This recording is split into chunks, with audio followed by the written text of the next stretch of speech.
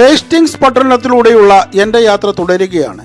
കഴിഞ്ഞ വീഡിയോയിൽ ഈ നാടിന്റെ ചരിത്രവും ചില സുപ്രധാന കാഴ്ചകളുമാണ് ഉൾപ്പെടുത്തിയിരുന്നത്. ആ വീഡിയോ കാണാത്തവർക്കായി അതിന്റെ ലിങ്ക് ചുവടെ ചേർത്തിട്ടുണ്ട്. നൂറ്റാണ്ടുകളുടെ ചരിത്രമുള്ള ഈ നഗരത്തിന്റെ ഹൃദയഭാഗത്തേക്കാണ് ഇന്ന് നമ്മൾ പോകുന്നത്. ആധുനിക കാലത്ത് ഇംഗ്ലണ്ടിലെ ഒരു സുപ്രധാന ടൂറിസം കേന്ദ്രമായി ഇവിടം അറിയപ്പെടുന്നു. അതിനു മുമ്പ് അധിനിവേശങ്ങളുടെയും യുദ്ധങ്ങളുടെയും കഥകളാണ് ഈ നഗരത്തിന് പറയുവാനുണ്ടായിരുന്നത്. ആ കാലത്തിനും പിറകോട്ട് സഞ്ചരിച്ചാൽ മത്സ്യബന്ധന തുറമുഖ പട്ടണമായിരുന്നു ഹേസ്റ്റിങ്സ്. ഈ വഴി നേരെ എത്തുന്നത് കടൽ തീരത്തേക്കാണ്. ഗോൾഫ് ട്രെയിനിങ് പാർക്കും അതിനോട് ചേർന്നുള്ള ഇടങ്ങളുമാണ് ഈ കാണുന്നത്. ഇതാ ഒരു പഴയ പായക്കപ്പലിന്റെ മോഡൽ. ചിലരൊക്കെ അതിൽ കയറി നിന്ന് ചിത്രങ്ങൾ എടുക്കുന്നുണ്ട്. ഇത്തരത്തിൽ ധാരാളം ശില്പങ്ങൾ ഈ പ്രദേശത്ത് കാണുവാനുണ്ട്. ആ കാണുന്ന മലനിരകൾ നിങ്ങൾക്ക് ഓർമ്മയുണ്ടോ? കഴിഞ്ഞ വീഡിയോയിൽ അവിടുത്തെ കാഴ്ചകളാണ് നമ്മൾ കണ്ടത്. കാസിലും പുൽമേടും ഫണിക്കുലർ ട്രെയിനും എല്ലാം നൽകിയ സുന്ദരമായ അനുഭവമായിരുന്നല്ലോ അത്. ആ പുൽമേട്ടിൽ നിന്ന് ഈ കടൽ തീരവും താഴ്വരയും നമ്മൾ കണ്ടിരുന്നു. എത്ര മനോഹരമായിരുന്നു! അകലെ നിന്നും നമ്മൾ കണ്ട ആ സുന്ദര ഭൂമികയിലേക്കാണ് ഇന്ന് നമ്മുടെ സഞ്ചാരം. കറുമുറ ശബ്ദത്തോടെ നേരെ നടന്നെത്തുന്നത് കടൽക്കരയിലേക്കാണ്. പൂഴിമണ്ണ് ഒരു അല്പം പോലും ഇല്ലാത്ത കടൽ തീരം. ഇങ്ങനെയാണ് ഈ ഭാഗത്തെ ബീച്ചുകളെല്ലാം. നമ്മുടെ നാട്ടിലെ കടപ്പുറങ്ങൾ ആയിരുന്നുവെങ്കിൽ കാല് മണലിൽ താഴ്ന്നു പോകുമായിരുന്നു. ഇവിടെ ആ പേടി വേണ്ട. ഉരുളൻ കല്ലുകളുടെ ബീച്ചാണ്. തെക്ക് കിഴക്ക് ഇംഗ്ലണ്ടിലെ ഏതാണ്ട് എല്ലാ ബീച്ചുകളും ഇതുപോലെ ചരൽ നിറഞ്ഞവയാണ്. പെബിൾസ് ബീച്ച് എന്നാണ് ഇന്നാട്ടുകാർ ഇത്തരം ബീച്ചുകളെ വിളിക്കുന്നത്. പൂഴിമണ്ണിൽ ആണ്ട് പോകില്ലെങ്കിലും ഇതിലൂടെയുള്ള നടത്തം അല്പം ശ്രമകരമാണ്. തിരമാലകൾ കരയിൽ തട്ടിത്തെറിക്കുന്നു. ഇതും കണ്ട് കുറെ പേർ കടപ്പുറത്തുണ്ട്. അവരെല്ലാം ചെറുപ്പക്കാരാണ്. ഈ നാടിന്റെ ഭാവി വാഗ്ദാനങ്ങൾ. ആളുകൾക്ക് കൂട്ടുന്ന പോലെ സീഗുള്ളുകൾ വട്ടമുട്ട് പറക്കുന്നത് കാണുവാൻ നല്ല ചന്തമുണ്ട്. കടൽക്കാക്കകൾ എന്നാണ് നാം ഇവയെ പൊതുവായി വിളിക്കുന്നത്. എന്നാൽ പക്ഷി എന്നതിനുപരി കാക്കയുമായി യാതൊരു രൂപസാദൃശ്യവും ഇവയ്ക്ക് ഉള്ളതായി എനിക്ക് തോന്നിയിട്ടില്ല. കടലിലേക്ക് അല്പം ഇറക്കി നിർമ്മിച്ച റാമ്പിലൂടെ മുന്നോട്ട് നടന്നു. തിരമാലകൾ ശക്തമായി കരയിലേക്ക് അടിച്ചു കയറുന്നുണ്ട്. ആ ഭാഗത്ത് അധികം പോകുവാൻ സാധിക്കില്ല. വേലി കെട്ടി വഴി അടച്ചിരിക്കുകയാണ്. പൊതുവെ ഇംഗ്ലീഷ് ചാനലിന് ഇത്ര രൗദ്രഭാവമില്ല. നീല നിറമുള്ള തെളിഞ്ഞ ജലമാണ് മിക്കവാറും കാണാറുള്ളത്. ഇന്ന് എന്താണെന്നറിയില്ല. ശക്തമായ തിരയിളക്കമാണ്. അതിനാൽ കടലിൽ ഇറങ്ങിയുള്ള വിനോദത്തിനൊന്നും ആരും മുതിരുന്നില്ല. കടൽ പ്രക്ഷുബ്ധമായതിനാലാകാം ഈ ഭാഗത്തു നിന്നും മത്സ്യബന്ധന ബോട്ടുകളൊന്നും ഇന്ന് കടലിൽ പോയ ലക്ഷണമില്ല. മിക്ക ബോട്ടുകളും കടൽ ശാന്തമായാൽ പുറപ്പെടാൻ തയ്യാറായി തീരത്ത് തന്നെ കിടപ്പുണ്ട്. നൂറുകണക്കിന് ബോട്ടുകളാണ് ഈ ഭാഗത്ത് നിർത്തിയിട്ടിരിക്കുന്നത്. മത്സ്യബന്ധനത്തിന് പോകുന്നവയും അറ്റകുറ്റപ്പണികൾക്ക് കയറ്റിയവയും ഉപേക്ഷിക്കപ്പെട്ടവയും ഇക്കൂട്ടത്തിലുണ്ട്. വലയും മറ്റുപകരണങ്ങളും പരിസരമാകെ ചിതറിക്കിടക്കുന്നു. ബോട്ടുകൾ കടലിലേക്ക് തള്ളി ഇറക്കാനാണ് ഈ ചെയിൻ ഘടിപ്പിച്ച ഇത്തരം JCBകൾ ഉപയോഗിക്കുന്നത്. പരമാവധി മനുഷ്യാധ്വാനം കുറയ്ക്കുന്ന പ്രൊഫഷണലിസം. അത്തരമൊരു കാഴ്ച നേരിൽ കാണണമെന്നുണ്ട്. ഇന്നത് നടക്കുമെന്ന് തോന്നുന്നില്ല. പരിസരമാകെ ബോട്ടുകളാണ്. ഇതൊരു അസുലഭ കാഴ്ചയാണ്. നിരവധി ഹാർബറുകളിൽ ഞാൻ പോയിട്ടുണ്ട്. എന്നാൽ അവിടെയൊന്നും ഇത്രയും ബോട്ടുകൾ കരയിൽ കയറ്റി വെച്ചിരുന്നില്ല. ഹേസ്റ്റിങ്സ് മലനിരകളുടെ പശ്ചാത്തലത്തിൽ ബോട്ടുകളുടെ കിടപ്പ് കാണുവാൻ നല്ല ചന്തമുണ്ട്. കടലിലേക്ക് അവയെ ഇറക്കുവാനുള്ള സംവിധാനമാണ് ഈ ഒരുക്കിയിരിക്കുന്നത്. തേടിയ വള്ളി ഇതാ കാലിൽ ചുറ്റിയിരിക്കുന്നു. ഒരു വലിയ ബോട്ടിനെ കടലിലേക്ക് ഇറക്കുവാനുള്ള തയ്യാറെടുപ്പിലാണ്. 2 പേരാണ് ഈ ജോലിയിൽ ഏർപ്പെട്ടിരിക്കുന്നത്. JCBയുടെ സഹായത്തോടെയാണ് നീറ്റിലിറക്കൽ പരിപാടി പുരോഗമിക്കുന്നത്. ഒന്നാമൻ JCBയിലിരുന്ന് ബോട്ടിനെ കടലിലേക്ക് തള്ളിവിടുന്നു. ബോട്ടിനടിയിലേക്ക് തടികൾ ഇട്ടുകൊടുത്ത് പാത സുഗമമാക്കുകയാണ് രണ്ടാമൻ. ഇവരുടെ ജോലി കണ്ടു നിൽക്കുന്നത് രസകരമാണ്. നമ്മുടെ നാട്ടിലാണെങ്കിൽ ഈ പണിക്ക് എത്ര പേർ വേണ്ടി വരുമായിരുന്നു? കുറഞ്ഞത് 25 പേരെങ്കിലും വേണ്ടിവരും. സായിപ്പുമാർ 2 പേരും അത്യുത്സാഹത്തിലാണ് ജോലി തുടരുന്നത്. 60നോട് അടുത്ത പ്രായം 2 ആൾക്കുമുണ്ട്. നിസ്സാര സമയം കൊണ്ടാണ് ഇവർ ഈ വലിയ ബോട്ടിനെ വെള്ളത്തിന് അടുത്ത് എത്തിച്ചിരിക്കുന്നത്. ഇപ്പോൾ കടലിലേക്ക് പോകുവാൻ ഇവർക്ക് പദ്ധതിയില്ലെന്ന് തോന്നുന്നു. JCBയുടെ ചില്ലുകളൊക്കെ പ്ലാസ്റ്റിക് ഷീറ്റുകൾ കൊണ്ട് മൂടുകയാണ്. വെയിൽ ചാഞ്ഞ ശേഷം കടലിലേക്ക് പോകുവാനാവും ഇവരുടെ പദ്ധതി. ദൂരം നിന്ന് കാണുമ്പോൾ അത്ര വലിപ്പം ഈ ബോട്ടുകൾക്ക് തോന്നുന്നില്ല. എന്നാൽ ഈ പ്രൊപ്പല്ലറിന് സമീപത്ത് നിൽക്കുമ്പോൾ ബോട്ടിന്റെ യഥാർത്ഥ വലിപ്പം മനസ്സിലാകും. ബോട്ട് സുരക്ഷിതമായി നിർത്തിയിട്ട ശേഷം തൊഴിലാളികൾ 2 പേരും തിരികെ മടങ്ങുകയാണ്. ഇവർ തൊഴിലാളികളാണെന്ന് ഉറപ്പിക്കാനാകില്ല. ഒരുപക്ഷെ ഇവർ തന്നെയാവും ബോട്ടിന്റെ ഉടമകൾ. ഇതാ നോക്കൂ, ഒരു ഇരുമ്പ് വടത്തിൽ ബന്ധിപ്പിച്ചാണ് ബോട്ട് നിർത്തിയിരിക്കുന്നത്. വടത്തിന്റെ ഒരു വശം അങ്ങകലെയാണുള്ളത്. യന്ത്രങ്ങളുടെ സഹായത്തോടെ മനുഷ്യാധ്വാനം പരമാവധി കുറയ്ക്കുമ്പോഴും ബോട്ടുകളുടെ സുരക്ഷ എത്ര പ്രാധാന്യത്തോടെയാണ് ഇവർ കാണുന്നത്. ഈ മുന്നിൽ കാണുന്നതാണ് നൂറ്റാണ്ടുകൾ പഴക്കമുള്ള ഇവിടുത്തെ നെറ്റ് ഷോപ്പുകൾ. വലക്കടയെന്ന് മലയാളത്തിൽ തർജ്ജിമ ചെയ്യാമെങ്കിലും സത്യത്തിൽ ഇവ വലകൾ വിൽക്കുന്ന കടകളല്ല. വലകളും മത്സ്യബന്ധന ഉപകരണങ്ങളും സൂക്ഷിക്കുന്ന സ്റ്റോറുകളാണ്.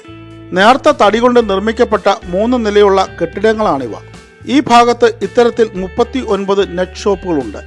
അവയെ ഇംഗ്ലീഷ് പൈതൃക കേന്ദ്രങ്ങളായി ഉൾപ്പെടുത്തി സംരക്ഷിക്കുന്നു. ഇവയ്ക്കെല്ലാം പൊതുവായി കറുത്ത നിറമാണ്.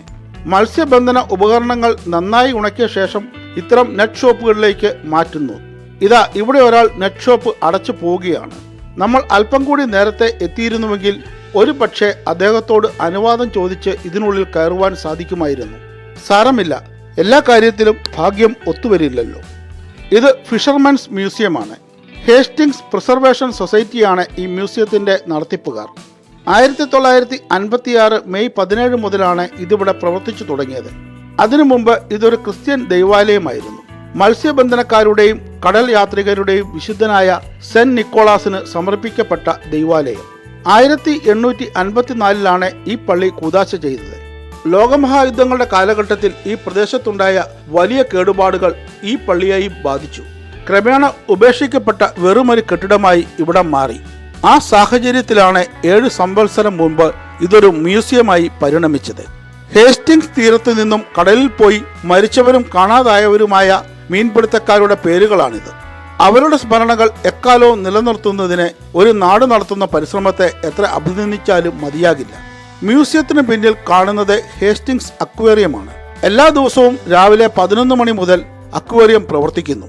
ഇതിനുള്ളിൽ കടൽ ജീവിതത്തെ നേരിട്ടറിയുവാൻ ധാരാളം കാഴ്ചകളുണ്ട്. അവിടേക്കൊന്നും ഞാനിന്ന് പോകുന്നില്ല. ഈ അക്വേറിയത്തെക്കാൾ 3 ഇരട്ടി വലിയ ബ്രൈറ്റൺ സീ ലൈഫ് മുൻപ് ഞാൻ ചിത്രീകരിച്ചിരുന്നു. ആ വീഡിയോ ഈ ചാനലിൽ അപ്ലോഡ് ചെയ്തിട്ടുമുണ്ട്. ആ വീഡിയോ കാണാത്തവർ തീർച്ചയായും അത് കാണണം. കിഴക്കൻ മലനിരകളുടെ അടിവാരത്തിലുള്ള ഒരു പൗരാണിക നഗരത്തെ നോക്കി കാണുന്നത് തന്നെ കൗതുകകരമാണ്. ഈ പ്രദേശത്തിനാകെ കറുപ്പ് മയമാണ്. കരിയോയിൽ കലക്കി അടിച്ചതുപോലെയുണ്ട്. എന്നാൽ കാഴ്ചയ്ക്ക് അതിമനോഹരം.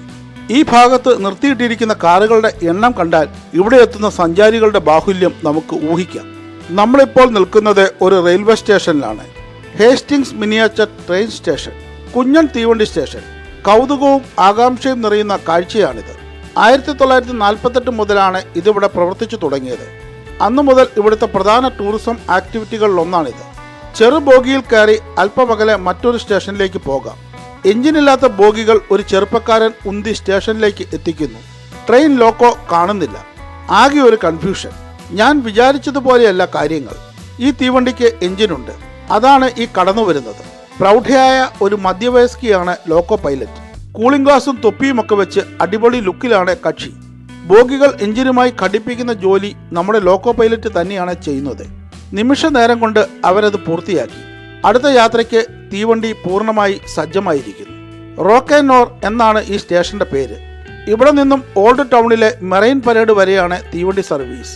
ആകെ 600 വാര യാത്രയ്ക്ക് നമ്മുടെ 350 രൂപയുടെ ടിക്കറ്റ് എടുക്കണം. തീവണ്ടി സ്റ്റേഷനിൽ നിന്നും പുറപ്പെടാൻ തയ്യാറായി നിൽക്കുകയാണ്. രസകരമായ ഒരു അനുഭവം പാഴാക്കണ്ടെന്ന് ഞാൻ തീരുമാനിച്ചു. ടിക്കറ്റ് എടുത്ത് വണ്ടിയിൽ കയറി. തീവണ്ടി പുറപ്പെട്ടു. ചെറിയൊരു ഭയമുണ്ട്. ബോഗി വല്ലാതെ ഉലയുന്നു. 260 മില്ലിമീറ്ററാണ് പാളത്തിന്റെ ആകെ വീതി. പാളം തെറ്റിയാൽ പണി പാളും. ചൂളം വിളിച്ച് ട്രെയിൻ മുൻപോട്ട് നീങ്ങുന്നു. ട്രെയിനിൽ ഞാൻ മാത്രമേ ഉള്ളൂ. എതിർദിശയിൽ നിന്നും മറ്റൊരു തീവണ്ടി വരുന്നുണ്ട്. അത് കടന്നു പോകുവാൻ നമ്മുടെ വണ്ടി നിർത്തിയിട്ടിരിക്കുകയാണ്. അതിലെയും ലോക്കോ പൈലറ്റ് വനിതയാണ്. ധാരാളം യാത്രക്കാരുമായാണ് തീവണ്ടി കടന്നു പോകുന്നത്. കൂകി വിളിച്ച് അത് മുൻപോട്ട് പോയി. ഇതാ നോക്കൂ, സ്റ്റേഷനിൽ ബോഗി ഉന്തി നടന്ന ചെറുപ്പക്കാരൻ. തീവണ്ടി പുറപ്പെട്ടപ്പോൾ കക്ഷിയെ കണ്ടില്ലായിരുന്നു. മറുവശത്തെ തീവണ്ടി കടന്നു പോകുവാൻ നിർത്തിയ സമയത്ത് അവൻ ഓടിക്കതച്ച് എത്തുകയാണ്. JEP ഹോവിക് എന്ന ബ്രിട്ടീഷുകാരനാണ് ഈ സർവീസിന്റെ ഉപജ്ഞാതാവ്. മിനിയേച്ചർ തീവണ്ടികളുടെ ഒരു മികച്ച കളക്ഷൻ അദ്ദേഹത്തിന്റെ പക്കലുണ്ടായിരുന്നു. 2ാം ലോകമഹായുദ്ധത്തിനു ശേഷം അവയിലൊന്ന് ഹോവിക് ഇവിടെ സ്ഥാപിച്ചു. ഇക്കാലത്തിനിടയിൽ റെയിൽവേക്ക് ലോകത്താകമാനം നിരവധി മാറ്റങ്ങൾ വന്നിട്ടുണ്ട്. എന്നാൽ പ്രവർത്തനം തുടങ്ങിയ കാലത്തെ അതേ കെട്ടിലും മട്ടിലും തന്നെയാണ് ഹേസ്റ്റിങ്സ് മിനിയേച്ചർ റെയിൽവേ പ്രവർത്തിക്കുന്നത്. ആരെയും ഹഠ ആകർഷിക്കുന്ന മനോഹരമായ പട്ടണഭാഗത്തേക്കാണ് തീവണ്ടി എത്തിച്ചേർന്നിരിക്കുന്നത്. യാത്ര അവസാനിക്കുകയാണ്. ബോഗിയിൽ നിന്നും എഞ്ചിൻ വേർപെടുത്തി മുന്നോട്ടേക്കെടുത്തു. അടുത്ത പാളത്തിലേക്ക് എഞ്ചിൻ മാറ്റുന്ന വിദ്യയാണ്.